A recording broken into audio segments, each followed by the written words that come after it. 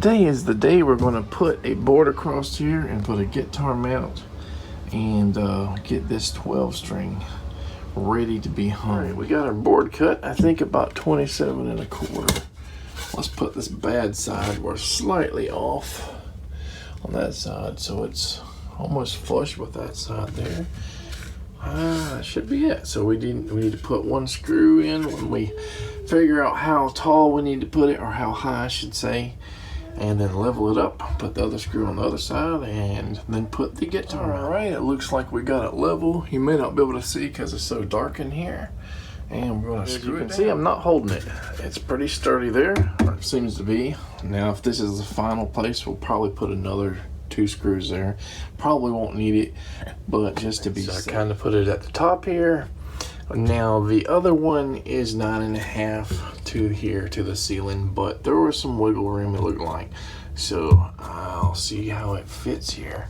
And we didn't have to use the new mounts we got. Thankfully we had to take one of these down because these guys don't go up and down on a single stud. So you usually have to use something. Either you have to put some plywood or something behind your sheetrock or over it, and that would be ugly, right? Or put some kind of board here between studs to install it on. Here's the other type where you just go on a stud and you can hit 2 screws, one at the top, one at the bottom right there, and be on a single stud. But studs aren't that wide. I don't even know why they make them like this. And these aren't turnable, so you know, it is what it is, I guess. I'm not sure why they make them that way. Perfecto. And we don't have to worry about the door opening and slamming against it. There's enough space there. See, still got a good foot or so. All right, another one. Or should I say another one up on the wall? Another project down, I guess, or part of a project. So we finished this wall, at least on phase 2, always knowing that we're probably going to rearrange the hangers and everything every time we try to add a layer or tier or whatever to it. So I was thinking, you know, that banjo, where that banjo is, it gave me problems. I could have just put another board between the studs here and been able to move the hangers, the second row or whatever hangers, anywhere left or right, versus putting them directly on the studs like they're on. There's 3 studs there, and possibly could have moved some of this over and put like a base or something right there before it hits the light switch area. But I don't really want to do that, knowing that I want to do some extra long hangers as well to get some in front of existing guitars.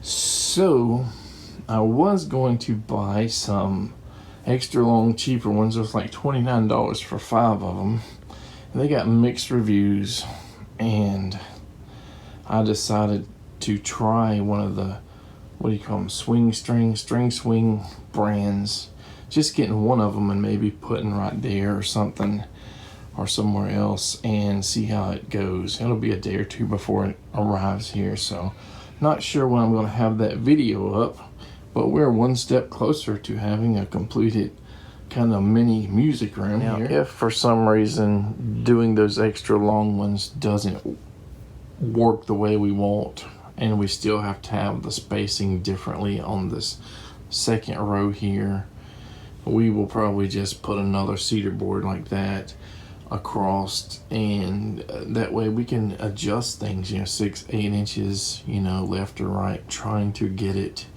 you know, everything to fit here in one spot. Worst case scenario, we just put our most used or most prized beloved guitars and stuff up here, or we change them out, we rotate them, you know, have a couple cases somewhere and rotate what we're using or whatever out. So it's not going to be a big deal either way. We do have this last piece of board here, which would probably make a variety of nice things.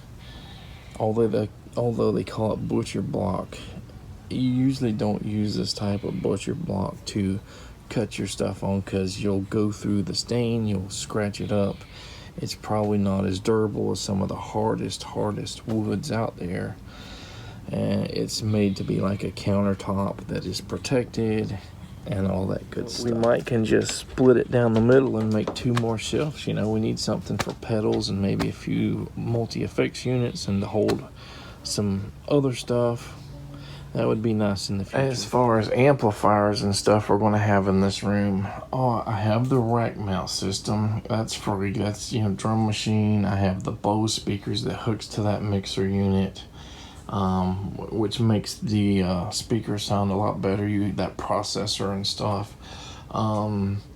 And remember, I just got a freaking tube amp, a nice one, not long ago, and I have a Marshall mini stack.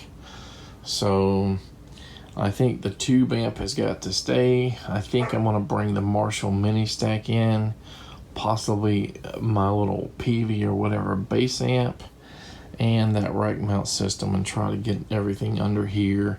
And then, like I said, maybe get some more shelves. It'd be nice to have all matching shelves like that. I doubt I can go buy another piece of that because it's so expensive. But it would be uber nice just to have all matching shelves with that wood. And yes, we still have to move this somewhere. That should have been 2 videos ago, but hey, we're doing something. We're making progress. It's not hurting anything being right there. It's just, you know, we got 1 less hanger for, you know, the little mini guitar. We got the 2 main mini guitars there. And our youngest kid's one we got is kind of old and rusty and dingy, and we got to restring it and set it up.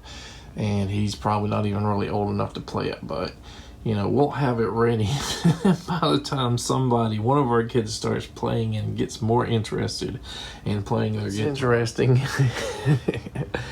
is that I talk about getting rid of cases and stuff out of this room.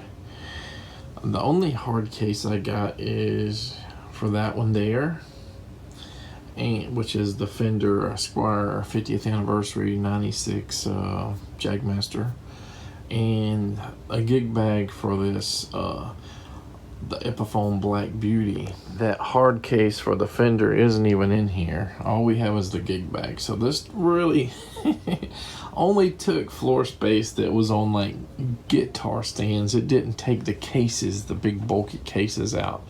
The acoustics mostly have that honor, I guess. And not the Guild 12-string hanger I just installed over there. I don't have a case at all for it.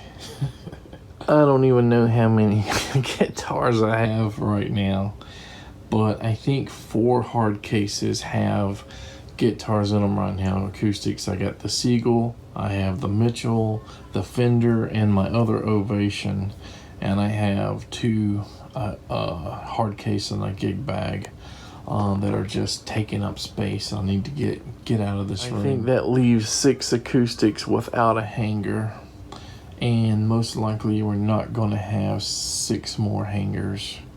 The Yamaha I may just sell cheap or give to somebody.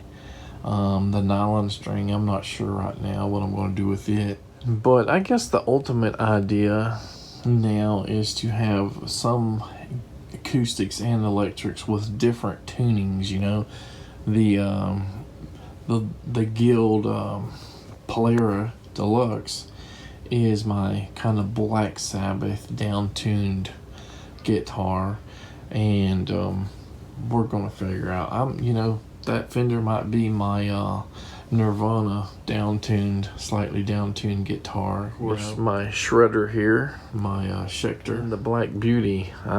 Maybe it'll be our standard tuned guitar.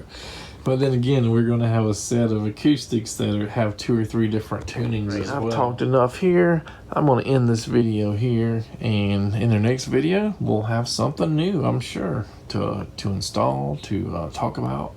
All right, take care, guys.